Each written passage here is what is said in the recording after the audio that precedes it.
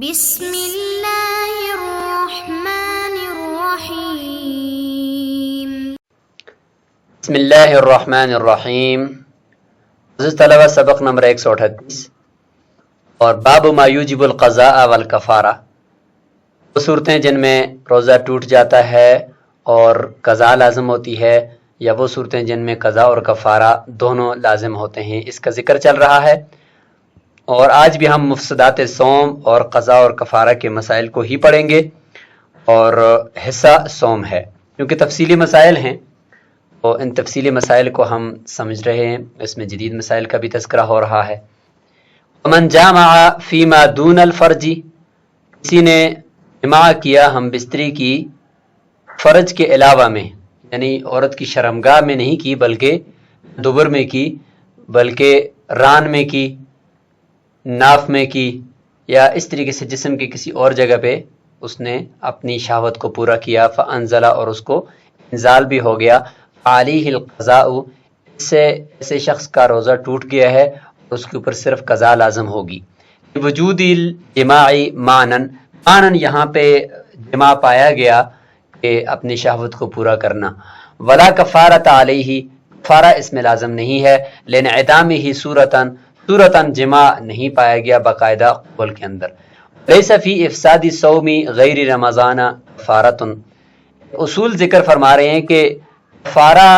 رمضان کے علاوہ کے روزوں کو فاسد کرنے کے اندر لازم نہیں ہوتا، صرف رمضان کا روزہ فاسد کرنے کی صورت میں جان بوجھ کر کفارہ ہوتا ہے۔ لأن الافطار فی رمضان ابلغ فی الجنایت، کیونکہ رمضان کے اندر روزے کو جان بوجھ کر افطار کر دینا، توڑ دینا، یہ جنایت کے اندر کامل جنایت ہے، کیونکہ اس میں روزے کو فاسد کرنا الگ جنایت، اور پھر رمضان مبارک کی ہتک اور توہین کرنا یہ الگ جنایت ہے۔ فلا یلحق به غیرہ، ایسا غیر اس کے ساتھ لاحق نہیں ہوگا اور روزہ، کہ اس میں تو وقت اور اس دن کی حرمت کو پامال نہیں کرتا، صرف روزے کو کر رہا ہوتا ہے۔ وَمَنِ احْتَقَنَ أَوْ اسْتَعَطَ أَوْ أَقْطَرَ فِي أُذُنِهِ أَفْطَرَ، کسی نے پیشاب یعنی اپنی دبر کے راستے سے کوئی دوائی وغیرہ اوپر پیٹ کی طرف پہنچائی، أَوْ اسْتَعَطَ، یا ناک اندر دوائی ڈالی، یا اپنے کان کے اندر دوائی یا تیل ڈالا، تو اس سے اس کا روزہ ٹوٹ جائے گا۔ حدیث ہے الفطر مما داخلہ، روزہ فاسد ہو جاتا ہے ایسی چیزوں سے جو اندر داخل ہوتی ہیں۔ تو ان تینوں صورتوں کے اندر انسان کے اندر کچھ نہ کچھ داخل ہوا اور بدن کی کچھ نہ کچھ اصلاح بھی اس سے مقصود ہے، لہذا روزہ ٹوٹ جائے گا۔ وجود معنی الفطری، اور روزہ ٹوٹنے کا یعنی اس کو توڑنے کا معنی بھی پایا گیا۔ معنی کیا ہے؟ وہو وصول ما، ایسی چیز کا اندر پہنچنا، فیہ صلاح البدن، بدن کی صلاح اور اس کا فائدہ اس میں موجود ہے، الجوف، پیٹ تک اس کا پہنچنا، یہ پایا گیا، اسی کو معنی فطر کہتے ہیں، معنی افطار کہتے ہیں۔ فلا کفارۃ علیہ، کفارہ نہیں ہوگا اس میں، لانعدامہ صورتاً، صورتاً افطار نہیں پایا گیا، اور وہ یہ ہوتا ہے کہ منہ کے ذریعے سے کسی چیز کو اندر لے کر جانا۔ لہذا کھانے کے راستے سے کوئی مشین داخل کی جائے اور وہ معدے تک پہنچائی جائے، انڈوسکوپی بھی اس کو کہتے ہیں، اور اسی طریقے سے اس کے ساتھ لیکوڈ مادہ لگاتے ہیں، منہ کے ذریعے سے اندر لے کر جاتے ہیں، اور اس پہ بھی کچھ لیکوڈ سا لگاتے ہیں تاکہ وہ مشین اندر پہنچ جائے، تو وہ لیکوڈ مادہ جب پیٹ تک پہنچ جائے گا تو اس سے روزہ ٹوٹ جائے گا۔ لو اقطر فی اذنیہ الماء، اگر پانی اپنے کانوں کے اندر ڈالا، یا دخلہما، خود بخود پانی نہاتے ہوئے اندر داخل ہو گیا، لا یفسد صومہ، اس سے روزہ فاسد نہیں ہوگا، لانعدام المعنی والصورتی، معنی اور صورت یعنی معنی افطار اور صورت افطار کے منعدم ہونے کی وجہ سے۔ معنی یہ ہے کہ کسی ایسی چیز کا اندر داخل ہونا جو بدن کے لیے فائدہ مند ہو، وہ تو ہے نہیں، اور صورتاً افطار کے منہ کے راستے سے کسی چیز کا اندر داخل کرنا، وہ ظاہری طور پر وہ بھی پایا نہیں گیا، تو نہ معنی افطار ہے نہ صورتاً افطار ہے، لہذا روزہ فاسد نہیں ہوگا۔ اور حرج بھی ہے کہ پانی سے انسان بچ نہیں سکتا، غسل کے دوران بھی اندر جا سکتا ہے، لہذا اس سے روزہ فاسد نہیں ہوگا۔ لیکن کان کے بارے میں یہ ہے کہ اگر کان کا پردہ پھٹا ہوا ہے تو بال اتفاق روزہ ٹوٹ جائے گا اگر پانی بھی اندر چلا گیا یا دوائی اندر چلی گئی۔ اگر پردہ پھٹا ہوا نہیں ہے تو پھر اس صورت کے اندر پانی سے روزہ نہیں ٹوٹے گا، البتہ دوائی سے پھر بھی احتیاطاً اس کی قضا کرنی ہوگی، کیونکہ پتہ نہیں چلتا، کیونکہ تیل اور دوائی وہ اندر چونکہ جان بوجھ کر بھی ڈالی جاتی ہے اور اس کی وجہ سے کچھ نہ کچھ بدن کے اندر ایک فائدہ بھی محسوس ہوتا ہے، لہذا اس سے روزہ ٹوٹ جائے گا۔ خلاف ما اذا دخلہ الدہن، خلاف اس صورت کے کہ اب تیل اس میں داخل ہو جائے، تیل داخل ہونے سے وہ روزہ ٹوٹ جائے گا اور اس سے روزہ فاسد ہو جائے گا۔ ولو دعوی جائفۃً، اگر پیٹ کا زخم ہے، اس کو جائفہ کہتے ہیں، اس کے اندر دوائی ڈالی اور وہ پیٹ کے اندر تک چلی گئی، او عامتاً،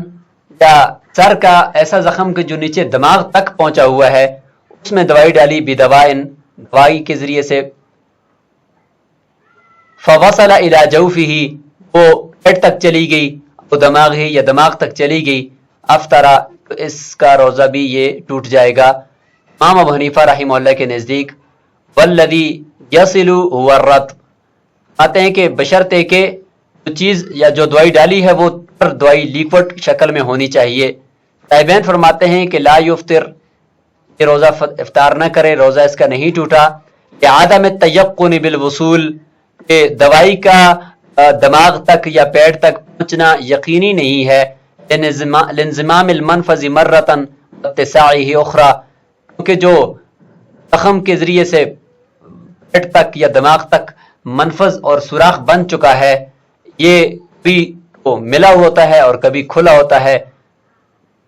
تو پتہ نہیں چلتا کہ دوائی پہنچی یا نہیں پہنچی۔ ما فی الیابس من الدوا، اس طریقے سے خشک دوائی ڈالو تو اس سے روزہ نہیں ٹوٹتا، تو اس سے بھی نہیں ٹوٹتا۔ لہو، امام ابو حنیفہ رحمہ اللہ فرماتے ہیں ان رطوبت الدوائی تلاقی رطوبت الجراحہ، جو دوائی لیکوڈ دوائی کی جو رطوبت ہے، تری ہے، وہ زخم کی تری کے ساتھ مل جاتی ہے، فیزداد میلا الی الاسفل، یہ تری مل کر پھر زیادہ کرتی ہے، اس کو نیچے تک لے جاتی ہے، فیصل الی الجوف، یہ نیچے پیٹ تک پہنچ جاتی ہے، خلاف الیابس، خلاف خشک دوائی کے، لأنہ ینشف رطوبت الجراحتی، کہ وہ تو زخم کی رطوبت اور تری کو بھی خشک کر دیتی ہے، فینسد فمہا، تو زخم کا منہ بند ہو جاتا ہے، لہذا خشک سے روزہ نہیں ٹوٹے گا، لیکوڈ اور تر دوائی سے روزہ ٹوٹ جائے گا۔ مفتبی قول اس میں مشائخ کا یہ ہے کہ دوائی تر ہو یا خشک ہو، اصل مدار پیٹ یا دماغ تک پہنچنے کا ہے۔ اگر اتنا گہرا زخم ہے، یقین ہو گیا ہے یا غالب گمان ہے کہ دوائی خشک ہے یا تر ہے لیکن نیچے دماغ اور پیٹ تک پہنچ رہی ہے، روزہ ٹوٹ جائے گا، ورنہ نہیں ٹوٹے گا۔ لو اقتر فی احلیلہ لم یفطر، پھر کسی نے اپنے آلہ تناسل کے سوراخ کے اندر دوائی کے قطرے ٹپکائے تو اس سے روزہ وہ افطار نہیں کرے، اس کا روزہ نہیں ٹوٹا، امام ابو حنیفہ رحمہ اللہ کے نزدیک۔ امام ابو یوسف رحمہ اللہ فرماتے ہیں افطر، اس کا روزہ ٹوٹ جائے گا۔ قول محمد رحمہ اللہ مضطرب فیہ، امام محمد رحمہ اللہ کا قول اس میں مضطرب ہے۔ وَكَأَنَّهُ، امام ابو یوسف رحمہ اللہ کے نزدیک جو روزہ ٹوٹ جائے گا، وقع عند ابی یوسف رحمہ اللہ، ان کے نزدیک یہ تحقیق واقع ہوئی ہے کہ ان بینہ و بین الجوف منفذا، کہ اعلی تناسل اور پیٹ کے درمیان سوراخ اور راست راستہ موجود ہے، لہذا اگر کوئی دوائی ٹپکائی تو وہ سیدھی پیٹ تک پہنچ جائے گی تو روزہ ٹوٹ جائے گا. ولہذا یخرج منہ البول، اسی وجہ سے تو وہ فرماتے ہیں کہ اعلی تناسل سے پیشاب نکلتا ہے، کوئی نہ کوئی سوراخ تو ہوگا. ووقع عند ابی حنیفہ رحمہ اللہ، اور امام ابو حنیفہ رحمہ اللہ کی تحقیق یہ واقع ہوئی ان المثانۃ بینہما حائل، پیٹ اور اعلی تناسل کے درمیان میں مثانہ پیشاب کی تھیلی ہوتی ہے یہ حائل ہے، لہذا درمیان میں کوئی منفذ نہیں ہے. والبول یترشح منہ، اور پیشاب تو اس مثانے سے آ رہا ہوتا ہے نہ کہ پیٹ سے، لہذا روزہ نہیں ٹوٹے گا امام ابو حنیفہ رحمہ اللہ کے نزدیک. وہذا لیس من باب الفقہ، یہ فقہ کے باب میں سے نہیں ہے، یہ ڈاکٹری مسائل ہیں، لہذا جدید فتویٰ اسی پہ ہے اور تحقیق اور ریسرچ یہیں تک پہنچی ہے کہ جو پیشاب یعنی چھوٹے پیشاب کا راستہ ہے، اعلی تناسل، پھر مثانہ، پھر گردے، یہ پورا جو سسٹم ہے رینل سسٹم، اس سسٹم کا نظام انہضام ڈائجسٹو سسٹم کے ساتھ کوئی تعلق نہیں ہے، یہ الگ سسٹم ہے. اور وہ بڑے پیشاب کا پخانے والے نظام کا وہ حلق سے لے کر نیچے پخانے کی جگہ تک کا جو نظام ہے اس کے ساتھ اس کا کوئی تعلق نہیں ہے، یہ دونوں راستے ایک دوسرے کے ساتھ نہیں ملتے. اور پیٹ کا تعلق جو ہے وہ تو پخانہ، معدہ اور حلق اس کے ساتھ ہے، اور جو پیشاب کی چھوٹے پیشاب کا جو نالی ہے وہ اعلی تناسل، مثانہ اور گردے ان کے ساتھ ہے، لہذا دونوں نظام الگ الگ ہیں. لہذا اگر اعلی تناسل کے اندر دوائی ڈالی جائے تو وہ پیٹ تک نہیں پہنچتی. البتہ اگر اعلی تناسل کے ذریعے سے ابھی جدید آپریشن کی ایسی صورتیں ہیں کہ ایک تار داخل کی جاتی ہے یا مشین بہت ہی باریک داخل کی جاتی ہے اور اندر تک لے جایا جاتا ہے اس کے اوپر اگر کوئی لیکوڈ مادہ لگایا جائے اس کو اندر لے جانے کے لیے، تو وہ اندر چونکہ پیٹ تک پہنچ گیا ہے، صلاح بدن بھی اس میں ہے، تو اس سے روزہ بہرحال ٹوٹ جائے گا. اگر شرمگاہ تک یعنی اعلی تناسل تک ہی وہ لیکوڈ مادہ رہتا ہے اور یا وہ دوائی کے قطرے جو مشین کے ساتھ لگائے گئے ہیں وہ ادھر ہی رہتے ہیں، اندر نہیں جاتے، تو پھر اس سے روزہ بھی نہیں ٹوٹے گا. من ذاق شیئا بفمہ، کسی نے اپنے منہ سے کوئی چیز چکھی اور فرماتے ہیں کہ لم یفطر، اس سے روزہ نہیں ٹوٹے گا. عدم الفطری صورتاً و مانن، نہ مانن افطار پایا گیا کہ حلق سے نیچے کسی غذائیت کو لے کر گیا، نہ صورتاً کوئی چیز اندر حلق سے نیچے لے کر گیا، بے شک وہ غذائیت کی ہو یا نہ ہو. وَيُكْرَهُ لَهُ ذَلِكَ، لیکن ایسا کرنا مکروہ ہے، لما فیہ من تعریض الصوم علی الفساد، کیونکہ اس میں روزے کو توڑنے کے اوپر پیش کرنا ہے، فساد کے اوپر پیش کرنا ہے. وَيُكْرَهُ لِلْمَرْأَةِ أَن تَمْزَغَ لِصَبِيِّهَا الطَّعَامَ، عورت کے لیے، بچے کے لیے کھانے کو چبانا یہ مکروہ ہے. اذا كان لها منه بد، اگر اس کا کوئی اور حل ہو، کوئی اور چارہ کار ہو چبانے کے علاوہ. لما بینا، کیونکہ اس میں بھی روزے کو فاسد کرنے کے لیے پیش کرنا ہے تو مکروہ ہے. لا بأس اذا لم تجد منه بدا، اگر کوئی اور چارہ کار یا حل نہیں پاتی پھر چبا کر دینے میں کوئی حرج نہیں ہے. صیانۃ للولد، کیونکہ بچے کی صحت کو اور اس کو بھی بچانا مقصود ہوتا ہے اور وہ ضروری ہے. اللہ تعالیٰ ایک دلیل دیتے ہیں کہ کیا دیکھتے نہیں ہے کہ ان لہا ان تفطر اذا خافت علی ولدها، اگر بچے کے فوت ہونے کا خوف ہو یا کمزور پڑنے کا خوف ہو، دودھ عورت کا نہ ہو، تو اس صورت میں شریعت اس کو روزہ افطار کرنے کی بھی اجازت دیتی ہے. تو جب افطار کرنے کی اجازت ہے تو چبا کر کھانا دینے میں کوئی حرج بھی نہیں ہے، اس میں تو حلق سے نیچے کچھ جاتا بھی نہیں ہے. ومضغ العلق لا يفطر الصائم، ہوند کا چبانا اس کے ذریعے سے دانت صاف کرتی ہیں عورتیں، اس کا چبانا یہ روزے دار کا روزہ افطار نہیں کرتا. لأنه لا يصل الى جوفه، کیونکہ پیٹ تک کچھ بھی چیز نہیں پہنچتی. وقیلا، اور ایک یہ قول بھی ہے اذا لم يكن ملتئما يفسد، اگر وہ ملا ہوا نہ ہو گوند، وہ چکنا ایسا کہ وہ ملا ہوا ہو، ایسا اگر نہیں ہے تو پھر روزے کو فاسد کر دے گا. لأنه يصل الیہ بعض اجزائہ، کیونکہ پیٹ تک پھر بعض اس کے اجزاء پہنچ جائیں گے، کیونکہ اگر ملا ہوا نہیں ہوگا تو پھر وہ ریزے ریزے ہوگا، وہ گوند جو ریزے ریزے جو ہے وہ حلق سے نیچے جا سکتے ہیں، لہذا روزہ فاسد ہو جائے گا. قیل اذا كان اسود، اگر وہ کالا گوند ہے تو یفسد، روزے کو توڑ دیتا ہے. وان كان ملتئما، اگرچہ وہ ملا ہوا بھی کیوں نہ ہو، لأنه يتفتت، کیونکہ وہ ریزہ ریزہ ہو جاتا ہے. کالا گوند اگرچہ کالا ہو اور اگرچہ ملا ہوا بھی ہو پھر بھی وہ ریزے ریزے ہوتا ہے اور اس کے ریزے اندر جانے کی کا خطرہ ہے. یہ دانت صاف کرنے کے لیے ایک گوند نما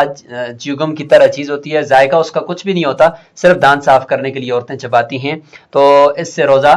فاسد نہیں ہوتا بشرطے کہ ریزہ کوئی اندر نہ جائے. اور اسی طرح کے جس طرح چیوگم اور ببل ہوتا ہے تو ببل سے البتہ روزہ ٹوٹ جائے گا کیونکہ اس کے اندر مٹھاس ہوتی ہے، ذائقہ ہوتا ہے جو حلق میں محسوس ہوتا ہے، اس سے تو بہرحال روزہ فاسد ہو جائے گا. الا انه يكره للصائم، لیکن روزہ دار کے لیے اس کا چبانا مکروہ ہے، لما فيه من تعریض الصوم للفساد،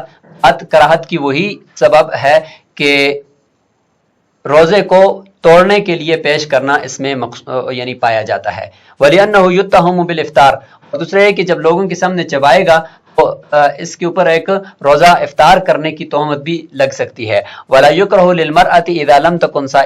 صَائِمَةً، اگر عورت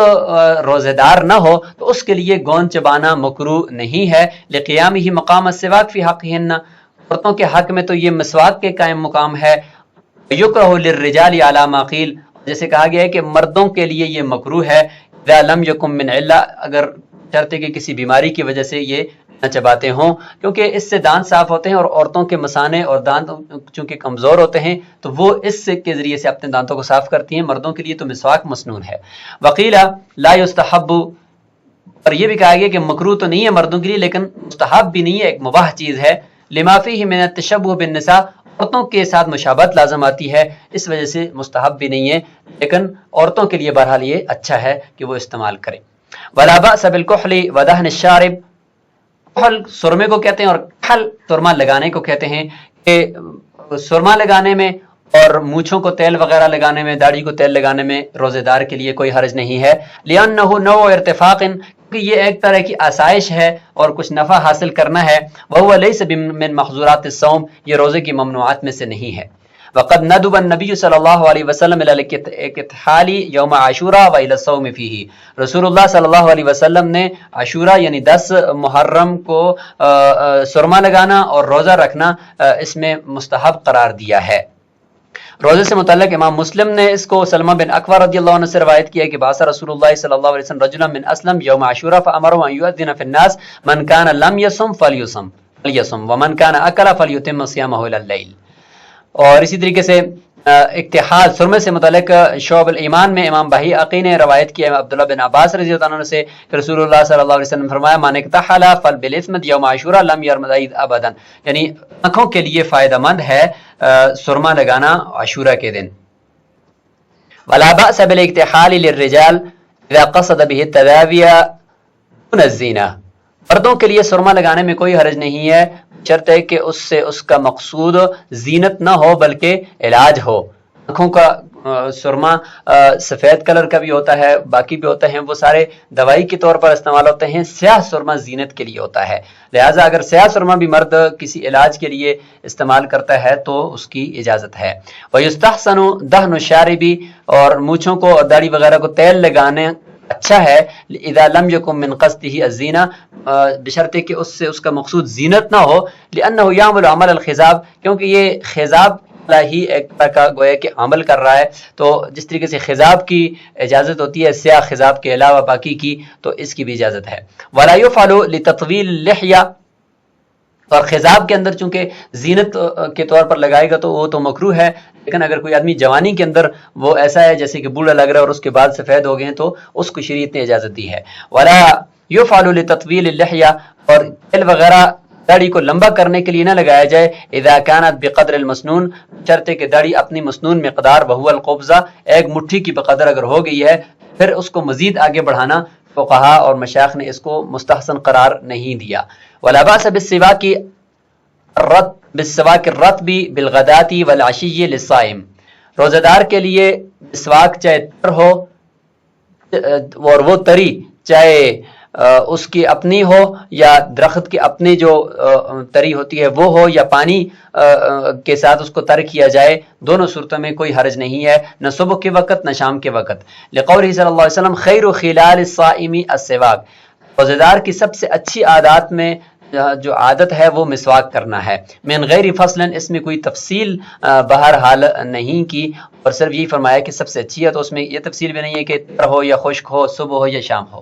امام شافعی رحمۃ اللہ فرماتے ہیں یکرہ بالعشی، شام کے وقت مسواک کرنا مکروہ ہے. لما فیہ من ازالۃ الاثر المحمود،